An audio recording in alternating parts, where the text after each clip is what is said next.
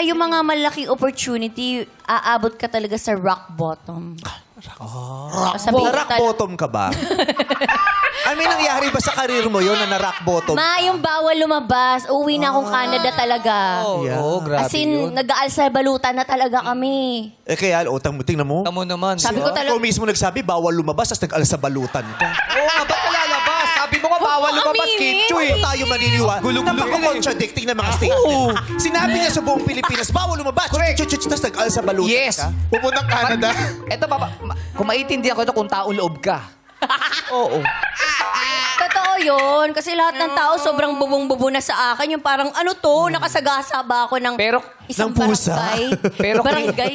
nakita mo naman, nagbenta ka pa ng merch, bawal lumabas. Yes. Kita mo, pinagkakitaan pa talaga. Pinatugtog diba? pa talaga. Binigay ko yun sa mga Ayaw. nangangailangan. Yes, para kung sinuportahan. mo pa. Dahil nga, may magandang intensyon. Oo.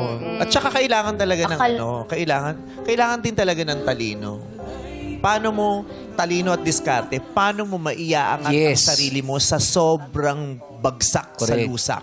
Diba? You were able to turn it around with the help of wonderful people around Yes. you. Diba? At hindi ka pinabayaan ng mga fans mo at mga tao Yes. nagmamahal sa'yo. Totoo. Give up na talaga. Ayoko na mag-artista. Uwi na. Ano na ako. Pero eto pa rin ako. Thanks. Siya family niya, di ba? Sabi mo, yung family mo Tama na, pwede na naniniwala tayo sa'yo. lumabas. Malaking bagay Yes. yung sinusuportahan ng pamilya. Yes. Hindi lahat nakakakuha eh.